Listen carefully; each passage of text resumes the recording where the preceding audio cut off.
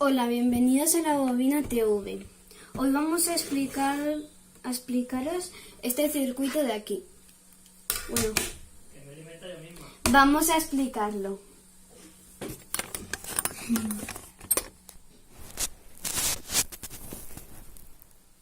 Vale. Este circuito se titula ventilador. Aquí están las pilas, aquí es para encender y apagar, aquí está el motor o ventilador y la corriente va para este lado, para la derecha. Bueno, vamos a exponerlo. Vale, lo he puesto aquí de esta forma, como si fuera un ventilador. Bueno, lo encendemos. Y para deciros que es verdad, pues mira.